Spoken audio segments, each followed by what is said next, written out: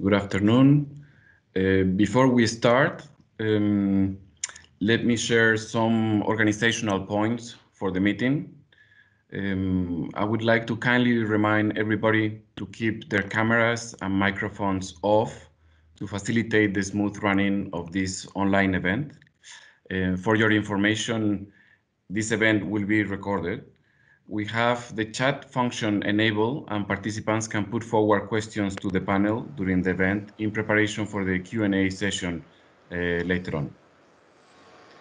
Our aim is to have a 1-hour event and to finish by 3 p.m. Vienna time, so basically one hour from now. I have to say that if you would have told me a couple of months ago that I will be moderating this event from my living room, I would have never believed you, but here we go. Excellencies, ladies and gentlemen, it is a great pleasure to welcome you all to this important event, and we are glad to see the interest generated by the launch of our new publication, the Handbook on the Classification of Prisoners, as we have more than 170 participants registered. As we adapt to the new normal due to the pandemic, we see in the use of technology an advantage to reach larger number of people across the globe. My name is Alejandro Mata. I'm the team leader for the prisoner rehabilitation component of UNODC's global program for the implementation of the Doha Declaration. Personally, it is very gratifying to see this handbook published that we started to develop a year ago at the request of member states that had indicated the need for such a tool to guide prison administrations implement an effective prisoner classification system in compliance with international standards.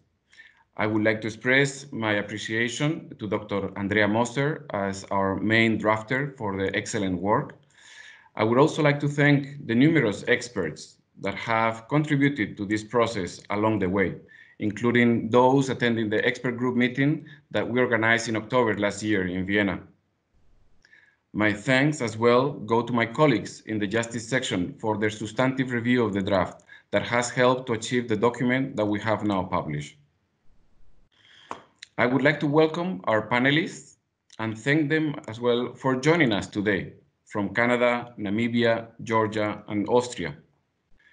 Dr. Andrea Moser, UNODC consultant on penal reform and criminal justice issues, will give us an overview of the publication, including the objectives and the process that went on to achieve this comprehensive tool to provide practical guidance in the development of an effective classification system.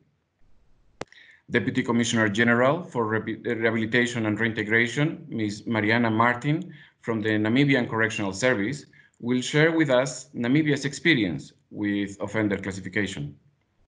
Ms. Tsira Chanturia, Regional Director for South Caucasus Penal Reform International, will focus her presentation on the importance of classification systems and the significance of having such a valuable tool for guiding policymakers and practitioners in setting up such systems in compliance with international standards and norms. But before, I would like to pass on the floor to Mr. Marco Teixeira, Senior Program Coordinator of the Doha Global Program, for his opening remarks. Marco, the floor is yours.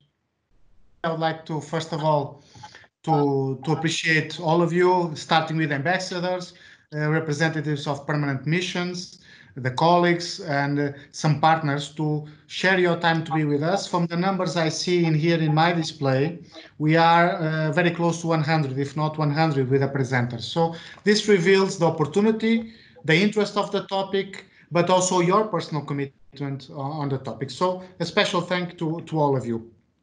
And especially also recalling that you come from a wide range of countries, contexts that are common interest on also on prison rehabilitation. We are now adapting, as Alexandru mentioned, to the COVID-19 challenges, but also an opportunity. We can reach now a broader audience and we can actually be connected in different parts of the world at the same time. And I think it's under this motto of connecting different realities that the 13th Crime Congress that was held in 2015 in the state of Qatar brought together criminal justice practitioners for all over the world and set the foundation for our program, the global program for the implementation of the Doha Declaration. And of course, our approach is to have an inclusive, a comprehensive approach focusing on education, prevention of crime through sports, robusting judicial integrity, and naturally strengthening prison rehabilitation efforts. And this is with the overall objective to promote a culture of lawfulness and also to promote the rule of law in compliance with human rights. All of these elements are, in our perspective, essential to achieve the Sustainable Development Goal 16, to promote basically access to justice to all, to build effective, accountable, and inclusive societies. As you know, the SDG 16 is seen as an enabler for the overall Agenda 2030. The Doha Declaration highlighted the importance of supporting measures to enhance the rehabilitation and social reintegration of prisoners into the community, and the office, with a framework of a dedicated component that actually is being led by Alexandru, has supported the member state to establish a more rehabilitative approach to prison management. We see prisons not as the ending of a journey, but a new opportunity for a new restart on the lives of prisoners. UNODC is also recognized at the international level as a leader in the field of prison management and treatment of prisoners, including its capacity to provide high-quality technical expertise and support. We are very satisfied with the progress achieved so far with our joint efforts with partner countries, and in particular what we have witnessed with a renewed emphasis on rehabilitation of prisoners through life skills training programs, allowing prisoners to capitalize on their talents and potential and facilitating their integration into the communities upon release. Allow me to recap some of our achievements and in the context of our work in the area of rehabilitation of prisoners to foster social reintegration. With the generous support of the State of Qatar, which I would like to express our deep appreciation, as UNODC was capable of providing support for educational, vocational training and work programs in 11 countries, from Asia to Africa to Latin America. The technical assistance and advisory services provided in the field are based on, as you know, the UN Nelson Mandela Rules from one angle, and what focus in the treatment of women prisoners, the Bangkok Rules. UNODC assists the member states in, I would like to say, breaking the cycle of reoffending by providing prison administrations with a suite of technical tools. Let me quote some of the available tools. From one side, we have a knowledge tool or a learning resource on the roadmap for the development of prison-based rehabilitation programs. From another angle, a handbook of anti-corruption measures in prison settings. Also, we have the second edition of the Handbook of Prevention of Recidivism and Social Reintegration of Offenders, and soon we will be launching another tool, which is how to create national brands for prison products. Today we are launching another element of this series of handbooks, the Handbook of the Classification of Prisoners. Why this is important? Why this is important to us? For us, and our perspective is, prison classification is a very key important action for any prison administration to undertake, since it's essential to do an assessment on risk and the needs of the prisoner to determine their proper placement and the types of rehabilitation program that they should be enrolled in.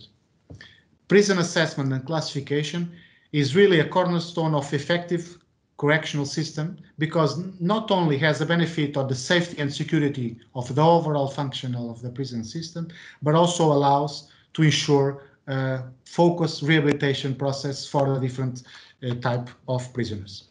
The aim of the handbook is to provide practical, evidence-based information and the guidelines to assist national authorities in develop their own policies and protocols for the implementation of effective system of prison classification in line with international standards and best practices. Our hope is that this handbook will become a reference tool to the prison administration. So allow me to express my expectation with the level of participants that I see today. I'm very optimistic for the future, for sure. All through the handbook, is primarily designed for prison administrators and prison officers. It's also intended to be a useful tool for other criminal justice officials and parties involved in the criminal justice system, such as legislators, policymakers, and representatives of non-governmental organizations. And I think our great panel today reflects this holistic applicability of the handbook. Before I conclude my remarks, allow me to focus a little bit on the key elements that allow us to be here to develop and present the handbook.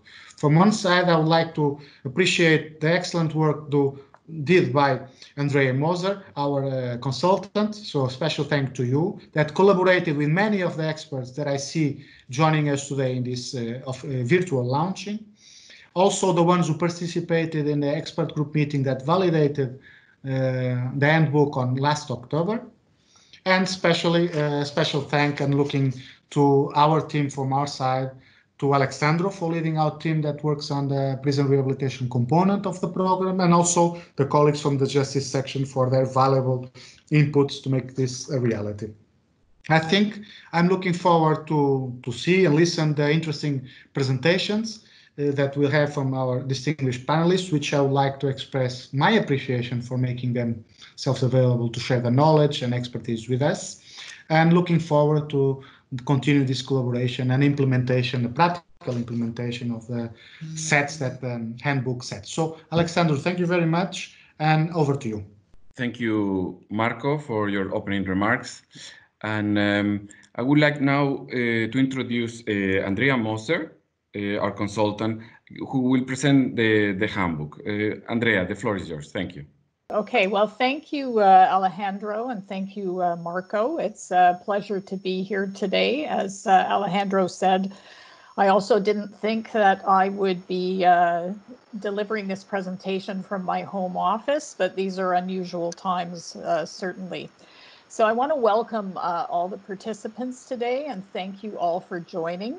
It's very exciting to see this project come to the point where we can launch it. And I've been very happy to be involved in such important and relevant project. I also do want to put out a thank you to the state of Qatar as well for their funding of the initiative through the Doha Declaration. So if we could go to the next slide. So in terms of providing an overview of the handbook on prisoner classification, I want to really look at three topics today, and we have other speakers, and I don't want to take up too much time, but I want to cover a few things, such as first to define what we mean by the term prisoner classification and why it really is so important for correctional systems. I then want to provide a brief overview of the development of the UNODC Handbook with respect to the main objectives of the document and the process of putting it together. And then finally, I want to give you a general overview of the main areas that are covered in the handbook. So if we could go to the next slide. So prisoner classification essentially refers to the process or procedure for assessing prisoner risk and need to both enable decision-making regarding prisoner placement in different custody security levels, and also to identify interventions required to promote reintegration. And it's very important to distinguish between the separation of prisoners according to factors such as age, gender, and the legal reason for detention, and the classification of prisoners to determine their appropriate placement and to facilitate case planning. And that distinction is very well described in the United Nations Standard Minimum Rules for the Treatment of Prisoners, also known as the Nelson Mandela Rules. So next slide, please. So why is prisoner classification so important? And Marco, in his opening comments, did touch on this.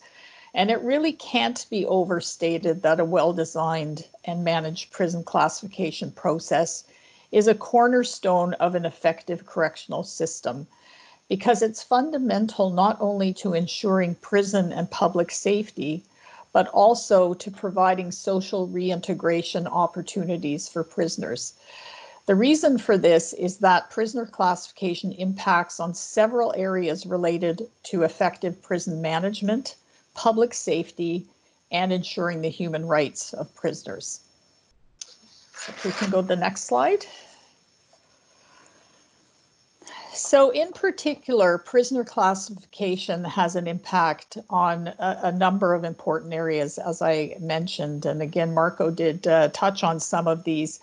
The first is the safety and security of prisoner staff and the public by identifying the appropriate grouping of individuals for the purposes of safe and effective prisoner management.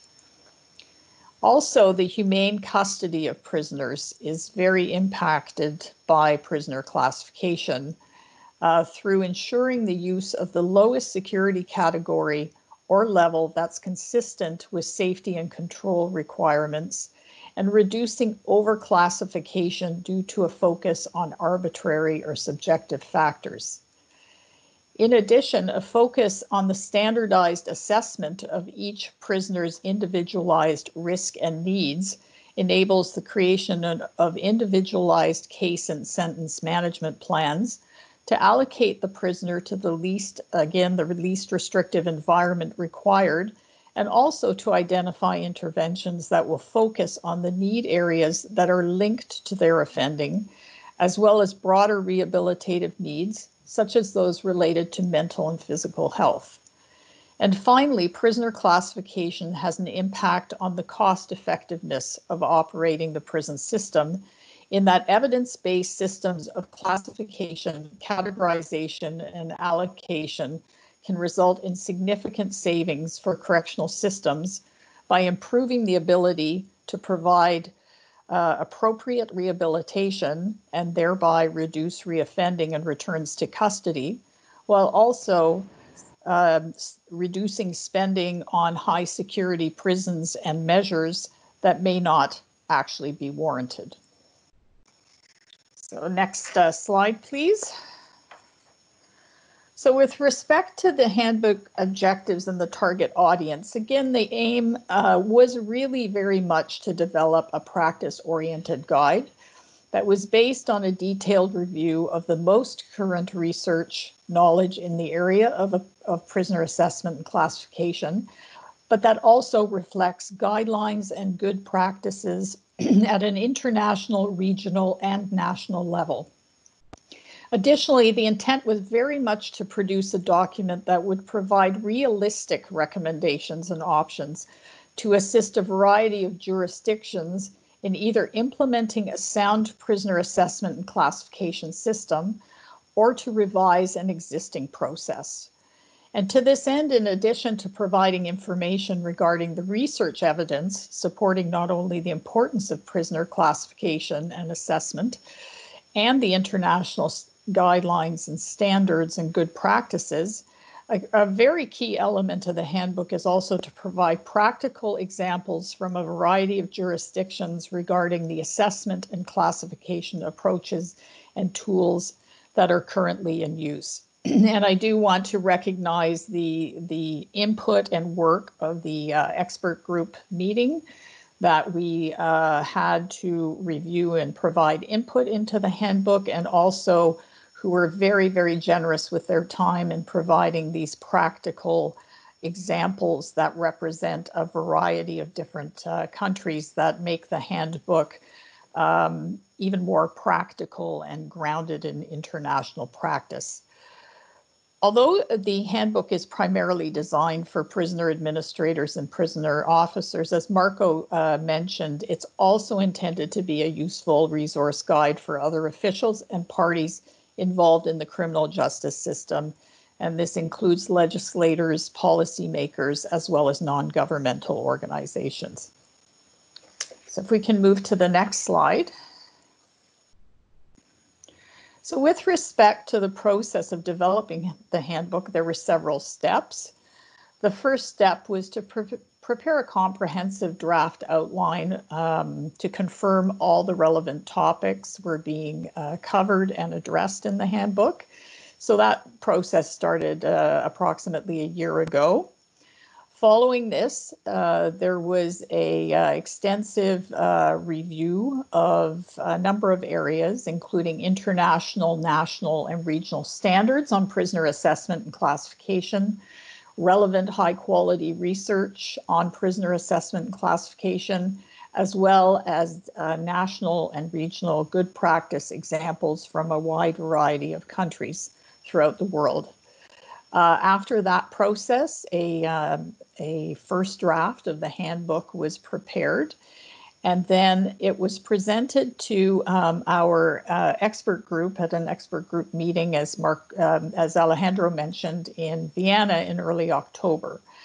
And at this meeting, we were able to get review and feedback on the handbook from 31 participants representing over 20 countries, as well as representatives from international organizations such as UNDP, MINUSCA, ICRC, and also NGOs such as PRI, Europris, and the Thailand Institute of Justice.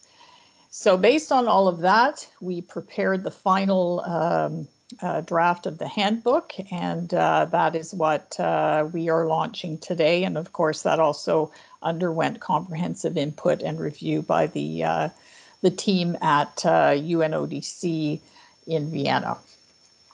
So next slide, please. Thank you.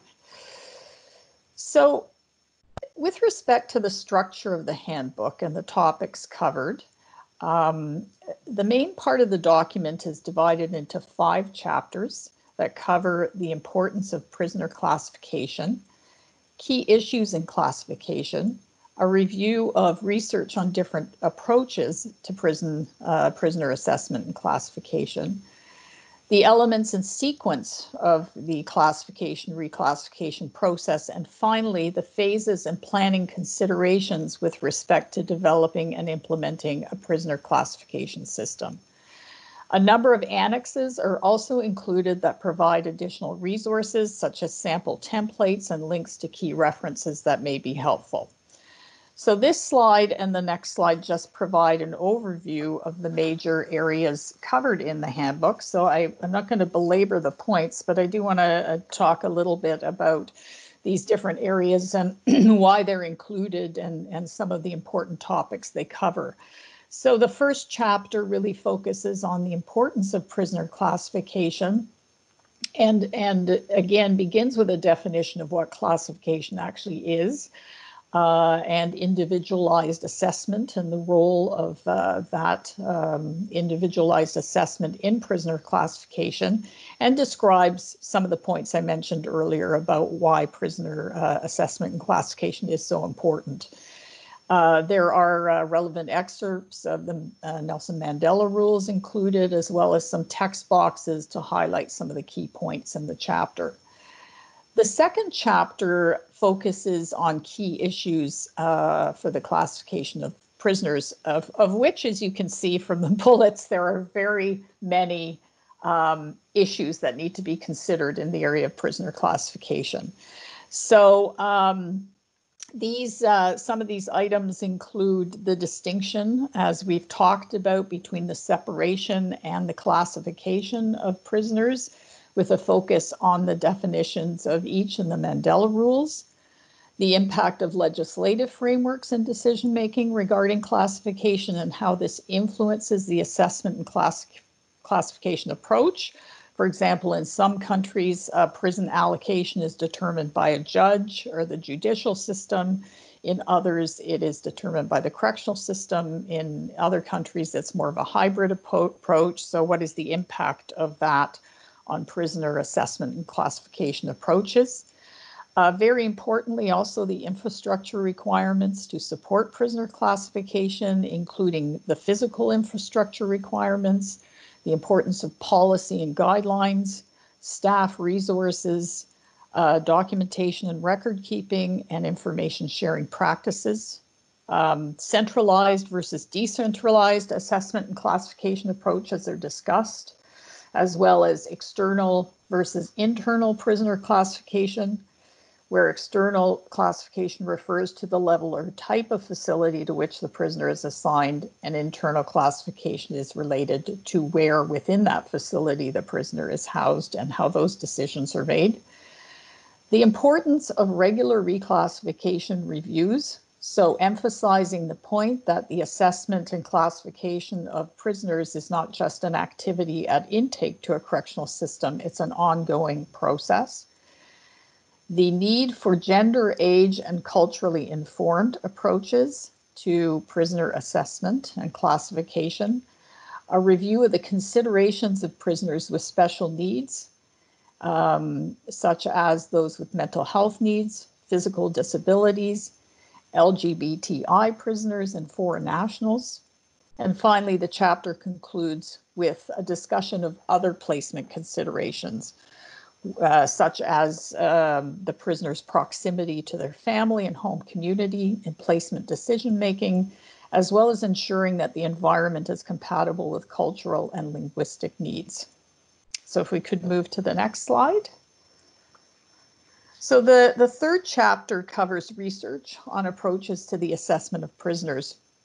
So specifically, there is a great deal of research that has been completed on the assessment of prisoners and how it can assist in decision-making regarding classification, the management of risk within a prison setting, as well as the community, and the determination of appropriate interventions for prisoners to reduce the risk of reoffending.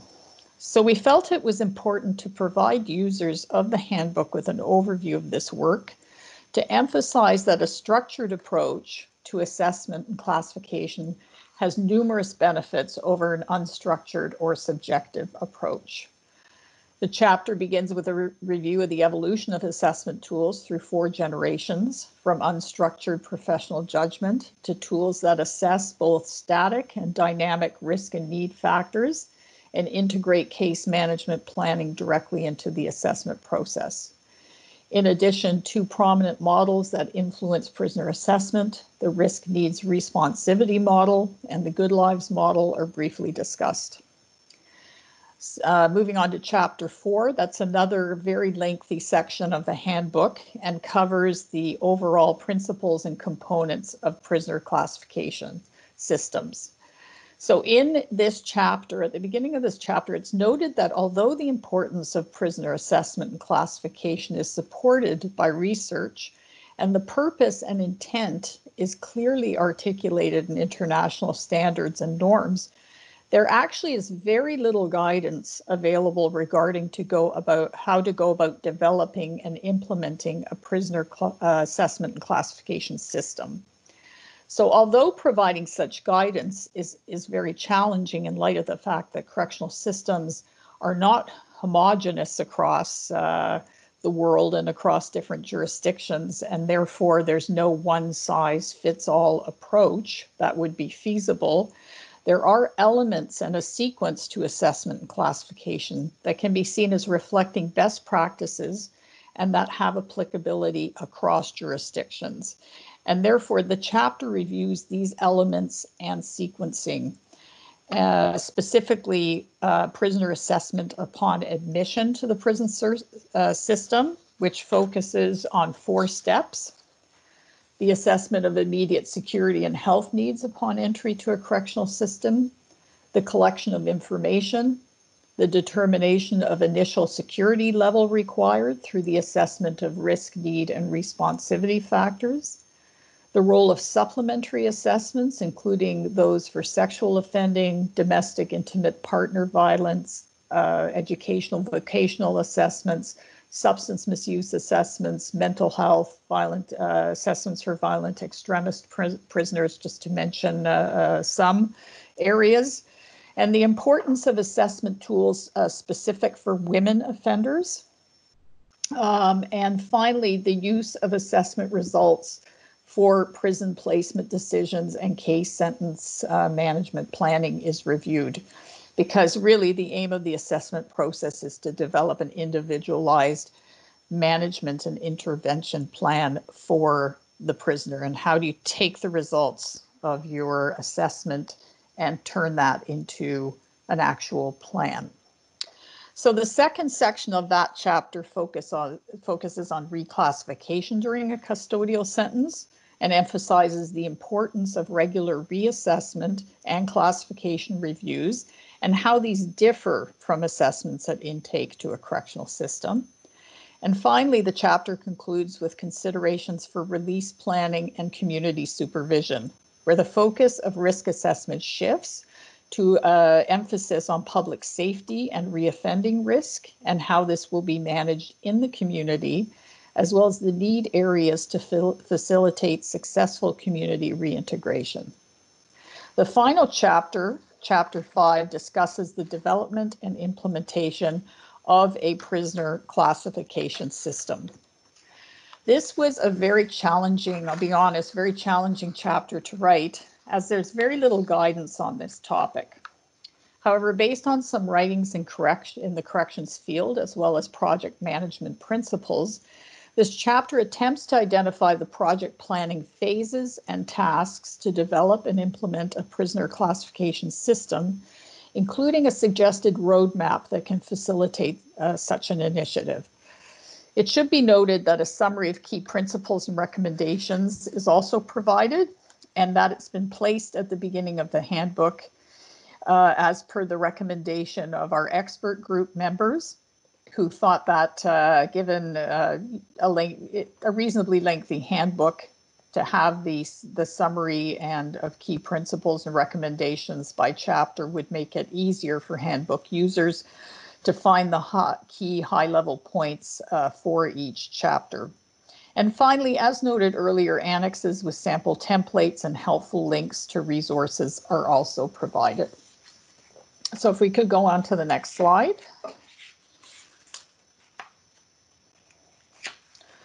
So with respect to the utility of the handbook, again, the intention is that the handbook will be a very useful resource guide for those who work in the correctional system and are involved in the criminal justice system. And we feel that it has applicability to a variety of contexts, both as a reference document and as a training tool. And I hope that all of you take the opportunity to look at the handbook after the launch event when the handbook will be going live, and to also share it broadly with your colleagues. Next slide. So I'll now pass things back to Alejandro at UNODC to introduce our other speakers. I know there will be an opportunity for some questions in the latter part of the launch event. And I just want to take this opportunity to thank you very much again for your interest and your participation in this event. And I very, very much hope that you find the handbook helpful for the work that you do day to day. And thank you very much. Thank you, Andrea, very much for this comprehensive overview of the handbook, describing the objectives as well as the process that went on to achieve this publication that we have. I would like now to invite Deputy Commissioner General for Rehabilitation and Reintegration, Ms. Mariana Martin from the Namibian Correctional Service, to share with us Namibia's experience with offender classification. But before that, just to remind participants that we have enabled the chat for participants to put forward questions that we could address after the presentations at the Q&A session. So please feel free to put your questions there, that we will be kind of clustering through the presentations, and then we can address them at the end. Thank you very much. Deputy Commissioner, please. Thank you, Alejandro, and good morning, afternoon, or evening to you all. As indicated, I'll be taking you through the Namibian Correctional Services experience with offender classification. Alex, if you may start with the slides, please. So I'll be starting off with a bit of background information just to guide you through what has really led us to this point of utilizing evidence-based classification in the Namibian Correctional Service. The journey with us started about 15 years ago in 2005, where we started transforming our correctional service from what was back then an essentially punitive system to what we now believe is a scientific as well as evidence-based approach to not only how we rehabilitate our offenders, but also to how we manage them generally within the correctional system.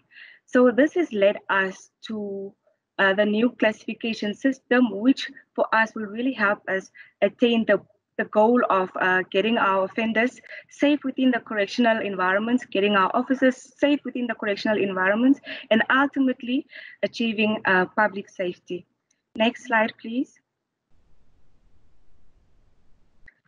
The classification of offenders in Namibia is part of a bigger strategy, a bigger plan of action that we refer to as our offender risk management correctional strategy. And this strategy for us not only defines or prescribes how we rehabilitate our offenders, but it also guides us in how we manage them and also how we control them. And while working towards the successful reintegration of our offenders, the strategy then helps us to attain a safe correctional environment and secure public safety at the end of the day. This strategy is based on the belief that all offenders are unique. They are different in terms of their risk factors. They are different in terms of their needs for rehabilitation. And for that reason, we cannot treat them all in the same manner. So the strategy then tries to identify the individual risk factors of offenders, and then we try to manage them and rehabilitate them in terms of those individual risk factors. Next slide, please.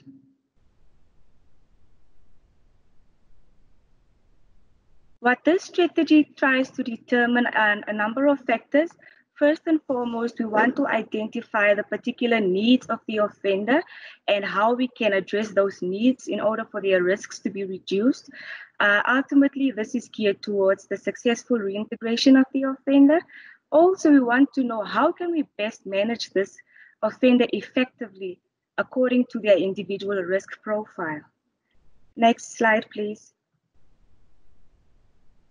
The assessment, risk need assessment, as well as security classification of offenders is only one component of a number of interacting and interdependent components of the offender risk management correctional strategy. Amongst those components are unit management, which is closely tied to security classification.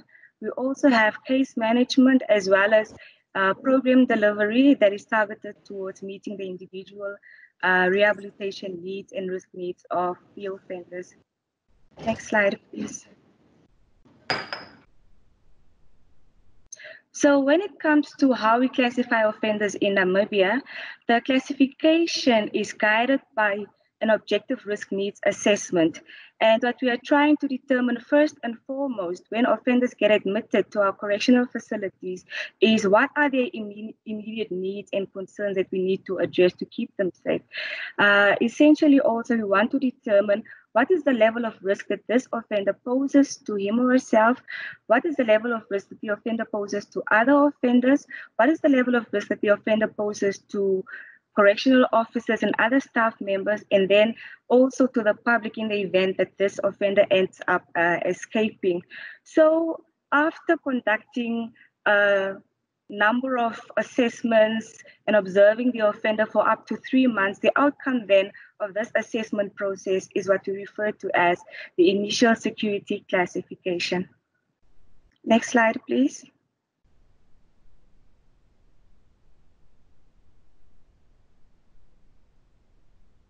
So in terms of deriving at this initial security classification, we have a balance between security risk indicators as well as social stability that we're looking at in terms of community functioning before incarceration.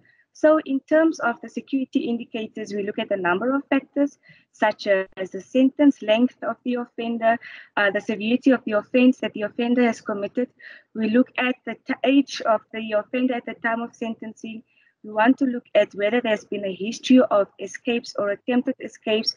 We also want to find out whether the offender has any outstanding charges, and if so, the severity of those outstanding charges, and generally the criminal history of the offender.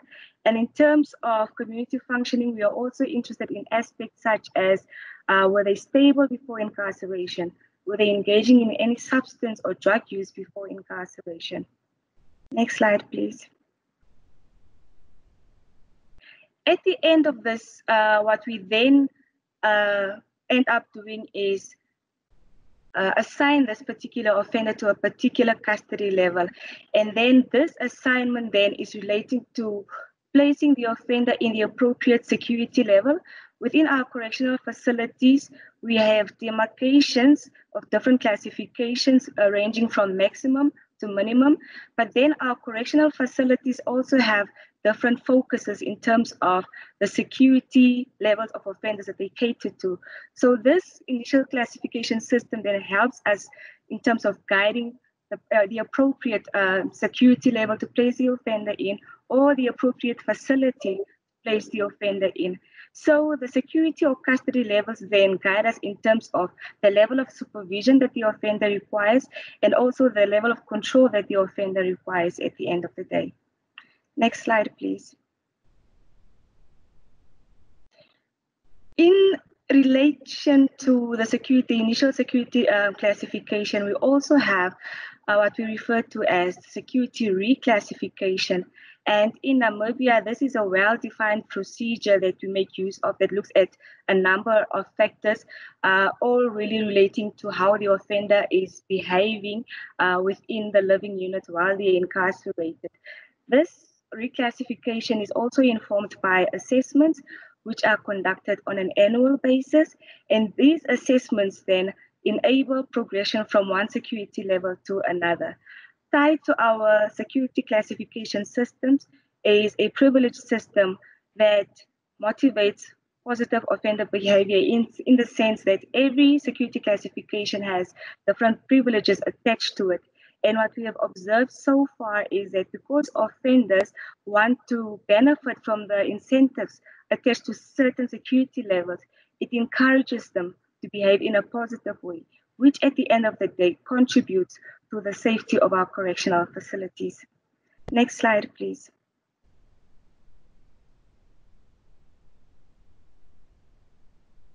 So I'd like to share with you just a bit of history before we implemented the current evidence-based classification system that we have in place.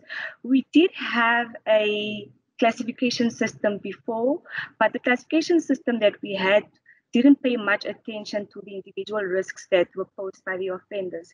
For example, all the offenders that we had upon admission to our correctional facilities were clustered in the same category, and then they would have opportunity to move to other classifications or categories simply based on the perceptions of our correctional officers in terms of their behavior. But we didn't have any formal assessment tools or methods of gauging their risks of offending.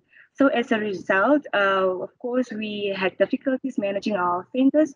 We experienced a high level of security incidents, and basically we had nothing to motivate offenders to engage in good conduct. As you can see from the picture in front of you, it was basically a system of just warehousing offenders. There was no proper segregation taking place, and it was really a difficult situation in terms of controlling and managing those offenders. Next slide, please. So presently, we manage 14 correctional facilities, and these correctional facilities, in line with the classification system, are all designed differently, catering to different offender risks that we have, different types of offenders. In terms of infrastructure, they are designed differently. In terms of their functions, they operate differently. And if you can just have the next slide, please. In front of you, we have the Windhoek Correctional Facility, which is our biggest correctional facility in Namibia. And from the slide, you can see how clearly the facility has been demarcated into different living units. We currently have 7 living units, catering to maximum to minimum security level offenders. And since implementing the system, where we are able to manage offenders differently in terms of their risk, we are really able to see positive changes in terms of the security incidences that we've been experiencing within the correctional service. Next slide, please. I'm zooming in on escapes as a case in point, because escapes is one of those incidences that really put public safety at risk. We are looking at a 5-year period before we started implementing this objective risk-based classification system. And then we are comparing it to now, again, using a 5-year period where we have implemented this objective system of risk-based classification. If you see from 1997 to 2001, we had an average escapes of 18 escapes per year. And then if you look at the last 5 years, our average escapes per year were only 3. So basically, this really shows you that effective offender classification really does help in terms of the ability to properly manage offenders and reduce risks within and outside of correctional facilities. Next slide, please.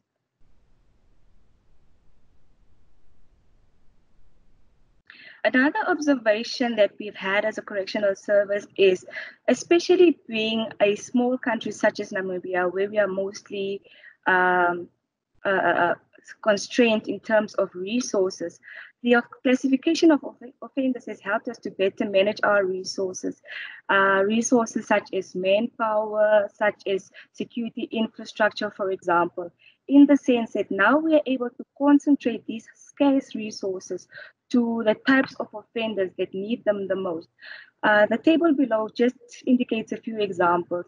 When one looks at infrastructure, for example, in terms of the courtyard of maximum offenders, we have a courtyard that is covered by a diamond mesh wire. And then if you look at the minimum units that we have an open courtyard that is not roofed. So this is, of course, again, saving us in terms of unnecessarily utilizing security infrastructure that may not necessarily be needed. And then when it comes to issues such as staff to offender ratios, you can see that with our maximum units, the staff to offender ratio is different to the one in the minimum unit. So again, it enables us to have more officers in the units where more intensive security is required, and then not so many officers being wasted in units where low security is required. Next slide, please. So in conclusion, I'd really just like to stress that the Namibian example for me is really indicative of how objective classification can really help to contribute towards institutional as well as public safety. And for us, especially when comparing our experiences at this point in time to how things were in the past, it really just emphasizes the benefits of having risk and evidence-based objective classification systems. So personally, for me, the book is really a good guide in assisting correctional services with implementing effective offender classification systems. And I believe that using this book is really a roadmap to helping a lot of correctional facilities and jurisdictions out there as to how to go about implementing effective offender classification systems and eventually contributing towards public safety. I thank you very much. Thank you very much, the Deputy Commissioner General, for your presentation and sharing with us the experience of Namibia, as well as your personal contribution to the expert group meeting that took place in October, and as well the cooperation with Namibia, which we have enjoyed over the past couple of years. With that, I would like to then pass on to Ms. Tizira Chanturia, the Regional Director for South Caucasus Penal Reform International. to give us the perspective on the basics and the importance of classification systems, as well as the significance of having such a tool. Please go ahead. Thank you, Alejandro. Greetings, dear organizers, speakers, and participants. I'm very excited and honored to be part of this remarkable event on the launch of the Handbook on the Classification of Prisoners. And on behalf of Penal Reform International, I'd like to comment and congratulate UNODC, the author and experts involved in the accomplishment of this important task and the publication. And it will indeed, and no doubt, be a valuable addition to the Criminal Justice Handbook series produced by the UNODC. Okay, next slide, please. And the next one, if you can flip through. Okay, just to reiterate that practitioners across the globe, they do increasingly look for some good guidance, especially practice-based and evidence-based guidance on the classification of prisoners, which is informed by international standards as well as best practice examples. So I would like to again reiterate my appreciation for this excellent resource book and comprehensive one, which will be valuable for practitioners who undertake classifications and assessments, but not only for them, but also for many others, including policymakers, decision makers, and other stakeholders concerned with prison reform. Then the next slide, please. So a lot has already been mentioned and said, and a lot of ground has been covered by previous speakers, but just I'd like to reiterate some of the key points, if I may, and just to summarize why a prisoner classification system is important. I'd like to point out the 2 points. So on one hand, from human rights perspective, so human rights of prisoners, but on the other hand, from good prison management perspective, it is important. And of course, eventually for public safety. And I need to emphasize that proper classification and categorization of prisoners does contribute to ensuring the safety of prisoners and prison staff, as well as to contribute to good order and security, and shapes environment which responds to individual needs of prisoners for treatment and rehabilitation and protection for their vulnerabilities. And it will not be overrating to say that good classification system also helps strike the right balance between security considerations on one hand, and on the other hand, the dignity of prisoners, their entitlements, privacy, and individualized treatment. And in fact, just to emphasize once more, the main aims of punishment in the form of the deprivation of liberty, such as the rehabilitation of prisoners, prevention of reoffending, cannot be effectively achieved unless a system of proper classification and risk and needs assessment is in place. Next slide, please.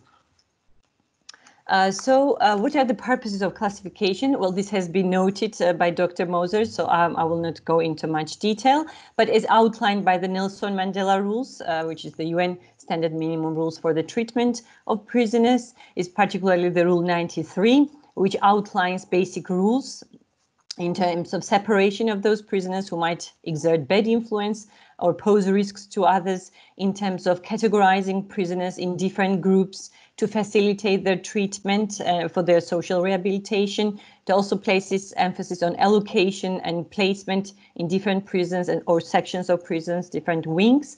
And also the Rule 94 emphasizes that personality assessments need to be undertaken soon after admission in order to develop program of treatment or sentence plans prepared in view of individual needs, capacities, and dispositions of prisoners. Next slide, please. And I need to reiterate here that the Nelson Mandela Rules pertinent to classification, they underline the principle of individualization of treatment of prisoners as stipulated right from the start. So in Rule number 2, which stipulates that prison administrations should take into account individual needs of prisoners. And the Rule 4 again emphasizes this and says the programs, activities, and services need to be designed and delivered in view of these individual needs of prisoners. Rule 11 points out separate allocation of prisoners, which is like a basic prerequisite to classification. And the Rule 89 reiterates, again, the individualization of treatment, the need for flexible system of classifying prisoners in groups so that they can be assigned to varying degrees of security according to the needs of different groups. And overall, other principles contained in the Mandela Rules also rely on good classification and assessment procedures, including prisoner searches, allocations, application of disciplinary measures, supervision requirements for family visits, etc. Next slide, please.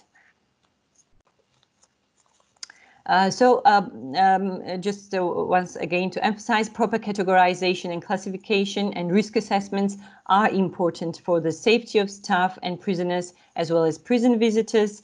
So if following assessment, prisoners are appropriately classified into different security levels, usually as high, medium, or low security risks, they can be allocated to an appropriate prison facility. And appropriate classification is certainly key to preventing prisoner flights, as well as inter-prisoner fights or any other threats to prison and public security. Next slide, please.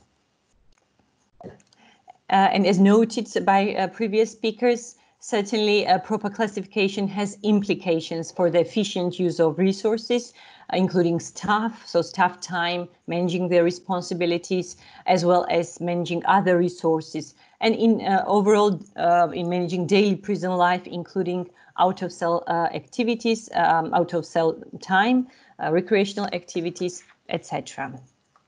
Next slide, please. So as was briefly mentioned, high security has implications for higher costs and expenditure.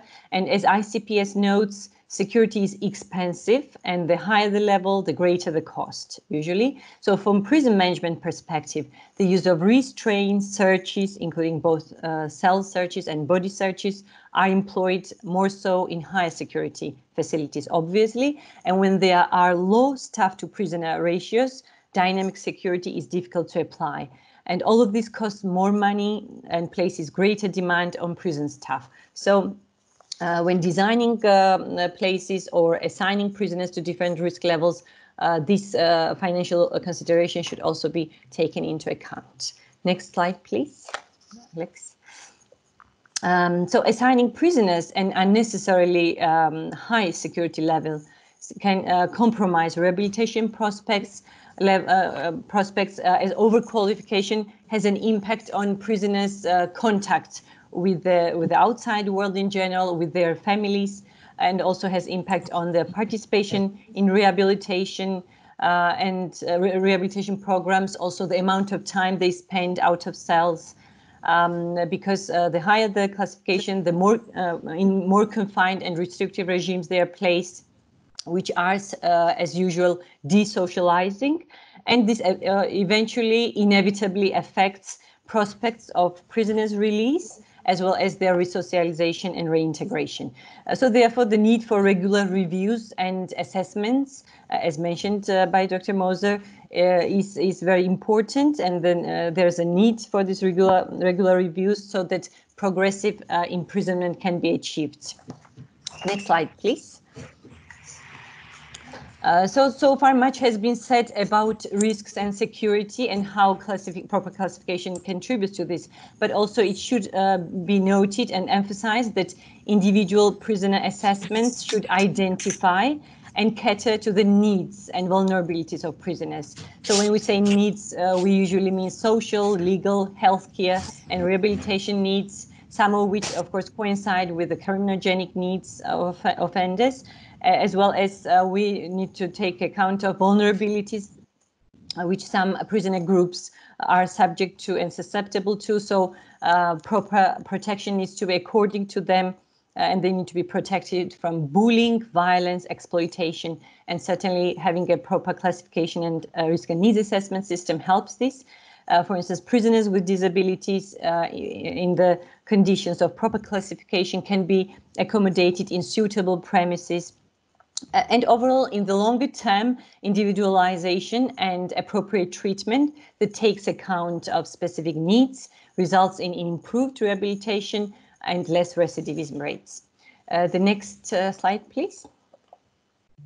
And of course, we should not forget about special categories of prisoners with vulnerabilities who present higher risks and have particular needs. For instance, pretrial detainees must also be subject to careful ongoing assessment and classifications. Of course, this differs in some ways, as individuals in remand custody must be presumed innocent, and care must be taken not to place them in worse conditions than convicted prisoners.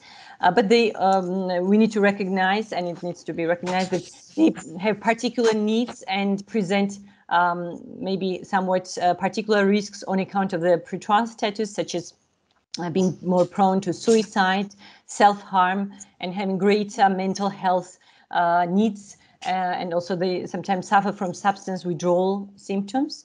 Also, the Rules 40 and 41 of the UN Bangkok Rules on the treatment of women prisoners require prison administrations to develop and implement classification methods addressing gender-specific needs and circumstances of women prisoners to ensure appropriate individual planning and implementation towards early rehabilitation, treatment, and reintegration. There's also other prisoners who present particular vulnerabilities, such as juveniles, young prisoners, elderly prisoners, mentally ill prisoners, and those with histories of drug abuse, whose initial assessment needs to take place as soon as possible after an admission to a prison facility. And particularly critical is the 48 hours, initial 48 hours, as suicidal behavior, poor adaptation to the prison environment, or other safety risks are manifested so early on. And the high-risk offenders also present some vulnerabilities because besides complex security risks, they also have complex needs, as often their, for instance, mental health conditions are not recognized and they're placed in lengthy solitary confinement, exacerbating their situations. So this was very brief, considering the time allocated. Thank you very much for your attention, and I hope that the handbook will generate a lot of discussions and, what's most important, adaptation of practices so that they are compliant with international human rights standards and are based on good prison practices. Thank you. Thank you very much, Tsira. And indeed, it's already generating some discussions. We have some questions. I would like, given the time, pass quickly to the Q&A. We have received some questions that we have clustered, and I will invite the panel to join. We have some overarching questions as well, some thematic specific. I'll start with the overarching, where the question was about the availability of the handbook in other languages, UN languages. To that, I say yes, as we've done with other publications, develop in the framework of the program, we will translate this tool into Arabic, French, Russian, and Spanish, and we hope that the process will start soon, and then we can basically have them ready by the third quarter. As well, if we move on to the questions, there's a specific on violent extremism, prisoners, and transition process, as well as overcrowding, and other specific groups as well, LGBTs. I mean, these were touched upon, but I will just put some questions, and then if the panel can discuss briefly. How does the handbook help detainees suspected of terrorism-related crimes in maximum security prisons? Are there special provisions, recommendations per specific groups, particularly violent extremism prisoners? Does the handbook provide consideration for violent extremism prisoners? So in that area in particular, there is a lot of interest on the participants in that particular area. As well, there's been some questions regarding the experience, in particular the experience of Namibia, how the challenges were there. And Then a couple of few questions as well regarding overcrowding, how to handle the situation of classification when you have overcrowding in prison settings and stuff. So if, Andrea, I don't know if you would like to start basically sharing your thoughts on the VEPs, as well as we can put on Mariana later on, describing a bit in detail like the challenges that you could describe from the process that you led in Namibia. And Sira, whenever you want to chip in, just basically, so the floor is open. Thank you, Alejandro. So on the issue of violent extremist prisoners, it is, you know, there is a discussion in the area on the topic of supplementary assessments about VEPs. It's not a very comprehensive section because, as I'm sure many of you are aware, there's another, I actually have it right here on my desk, the handbook, a UNODC Handbook on the Management of Violent Extremist Prisoners and the Prevention of Radicalization to Violence in Prisons. And so that handbook actually talks in more detail about some of the issues with the assessment and classification of VEPs. And also there's another UNODC handbook on high risk prisoners, which also provides I think, more guidance in that area. That being said, the principles of effective prisoner assessment and classification apply to all prisoners, and that would be inclusive of violent extremist prisoners. Regardless of the offense committed, each prisoner should undergo a comprehensive individualized assessment to identify their individualized risks and needs. We know very well from the research that violent extremists are not a homogeneous group. They are different. They have different motivations for their involvement in violent extremist behavior. You know, sometimes there is a tendency to put these individuals in very high security, and you know, whether there's reclassification done throughout, it may not always be the case. But I think the point being that, you know, there are other UNODC handbooks that can provide guidance, but the overarching message is that the principles outlined in the handbook on prisoner classification apply to violent extremist prisoners as much as they do to any other prisoners. And Alejandro, you mentioned the overcrowding, so I'll touch on that quickly.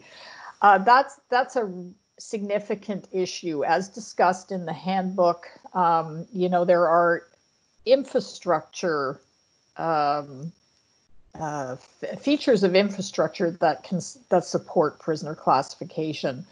One of the most profound issues has to do with overcrowding, because in a system where there's great overcrowding, the different allocation of prisoners can be very challenging, because you need a system where you can have different security infrastructures and different levels for prisoners. You usually a high, a maximum, a medium, lower security, but in overcrowded systems, that's very challenging to achieve. That being said, the lack of a prisoner classification and assessment systems, objective way of doing that, can contribute a lot to overcrowding, because there is evidence to show that subjective approaches to prisoner assessment and classification tend to result in overclassification and perhaps overcrowding in certain sites as well. But the overcrowding issue is problematic for many prison systems, and it will make prisoner assessment and classification and allocation much more challenging. So efforts in parallel to reduce overcrowding will help to support sound prisoner assessment and classification processes. I want to invite as well the Deputy Commissioner of Namibia, if there was something she would like to add regarding the challenges that Namibia faced during the period that they were addressing the classification of prisoners. And Tizira as well, if you want to add something to the overcrowding, which is an issue that has raised a lot of questions in the chat. But given the time we have, if we can keep it up to 5 minutes, even though we're already past 10 minutes. But briefly, if you can share some thoughts from your side. Thank you. Thank you very much, Alejandro. Of course, implementing an effective offender classification system is an enormous task. Some of the challenges that we're faced with was in terms of having the resources for the necessary infrastructure. Most of the correctional facilities that we have been inherited from the colonial era. So they were designed with the idea of just punishing offenders. And we now had to demarcate our offenders to be able to properly manage offenders in terms of their security classification systems. So this required a lot of resources. We had to build new correctional facilities, and some of the existing facilities we needed to modify to make sure that they are now able to meet the needs of this strategy that we had embarked upon. But then also one is also looking at issues such as capacity and skills to effectively conduct assessments to be able to do these classifications. And with the current the officers that we had in place were not appropriately skilled or trained, or even they didn't even have the necessary educational qualifications to enable them to conduct these types of assessments. So this is one of the challenges that we're faced with. So it was really an issue of trying to hire appropriately trained officers or individuals, and then train them to be able to effectively conduct these assessments and classifications. So the issue of resources was really one of our biggest challenges. And then, of course, at the end of the day, it's also an issue of changing of mindsets. As I've indicated before, it was always an issue of, okay, we are going to assign you to a classification level based on how we perceive your behavior to be. There was never a formal system of really assessing offenders. Now with the introduction of this new system, of course, one would expect resistance to an extent, difficulties in embracing this new way of doing things. So there were challenges, of course. There's still some challenges experienced today, but with everything, there will always be a challenge, but the benefits that are reaped at the end of it all make the challenges worth it. Thank you, Deputy Commissioner General. Tizira, I don't know if you have any comments to add at this point. Yes, I'll just briefly add regarding the overcrowding, which is inevitably, of course, a huge problem facing a lot of penitentiary systems face globally, and certainly it has implications for every aspect of prison life, as overcrowding places a lot of burden on staff time, also the availability of relevant infrastructure, availability of different resocialization and rehabilitation programs. So how to do classification in the conditions of overcrowding? It's a good question, but certainly to start with, some decongestion strategies need to be employed together with policymakers, of course, so that more alternatives are used, especially as regards first-time offenders, those who have committed minor offenses, so that prisons don't get overcrowded and congested, because this will inevitably exacerbate every aspect of prison life, as noted earlier, including the classification and individual assessment of prisoners. So just very briefly on this point. Thank you very much, Tizira.